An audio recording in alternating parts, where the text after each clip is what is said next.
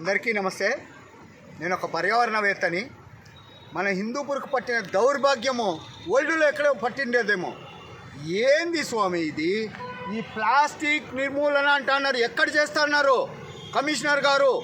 స్వామి రండి, బయటికి రండి, ఆఫీస్లోంచి దిగి రండి, ఫీల్డ్లో రండి. ఏంది సార్ ఇది? దీన్ని మీరు ఒక్కసారి ఇక్కడ వచ్చి మీరు విజిట్ చేస్తే, మొన్న కూడా పొల్యూషన్ బోర్డ్ కంట్రోల్ వాళ్ళు వచ్చారు.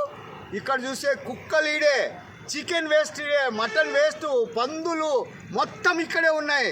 ఈ పందులు మేపేకి కూడా పనికి రావడం లేదు. ఈ ఏరియాలో పందులు కూడా భయపడుతున్నాయి ఈ ఏరియాకి వచ్చేకి. మనుషులు ఎలా తిరుగుతున్నారో తెలియదు స్వామి. ఇక్కడ హాస్పిటల్స్ అభివృద్ధి అంటే పందుల కన్నా అభివృద్ధి అవుతున్నాయి.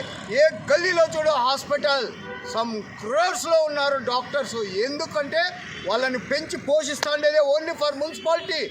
ప్లాస్టిక్ ఎక్కడ నిర్మూలన చేశారు?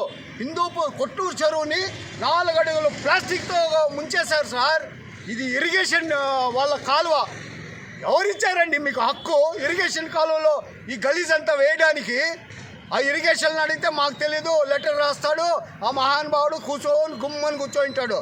ఇదంతా పోతుంది కొట్టూరు చెరువులో 4 అడుగులు.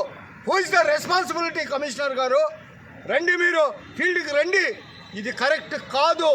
నెక్స్ట్ ఇంకో కరోనా లాంటిది వస్తే ఈ ఊరు ప్రజలు ఏం కాదు, మీ మీదే వస్తారు అందరూ, ప్రతి ఒక్కరూ. దీన్ని మీ ఇండ్ల దగ్గర ఇట్లే ఉంటే ఒక వీడియో తీసి పంపండి, వెంటనే కమిషనర్ గారు యాక్షన్ తీసుకుంటారు.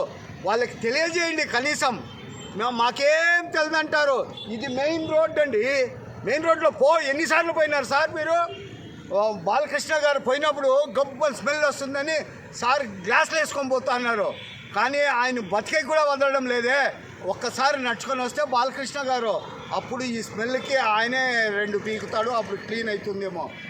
బట్ ఇది కరెక్ట్ కాదు. బాలకృష్ణ గారి వరకు పోవడం లేదు ఇవన్నీ.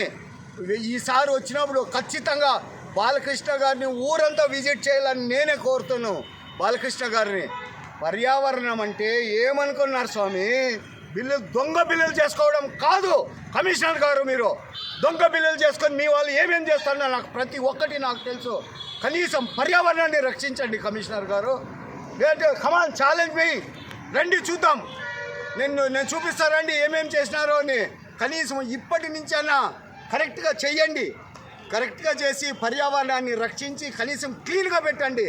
పర్యావరణం రక్షించకపోయినా పర్వాలేదు, ఏమీ కాదు. చెట్లయితే సర్వనాశనం అయిపోయినాయి, కానీ పర్యావరణాన్ని రక్షిస్తారని ప్రతి ఒక్కరిని, మున్సిపల్ అధికారులకు, మున్సిపల్ క్లీనింగ్ వాళ్ళను కూడా పేరున ఎక్కడ చూసినా అగ్గి పెట్టకుండా పర్యావరణాన్ని రక్షిస్తారని నేను కోరుచున్నాను. జై హింద్.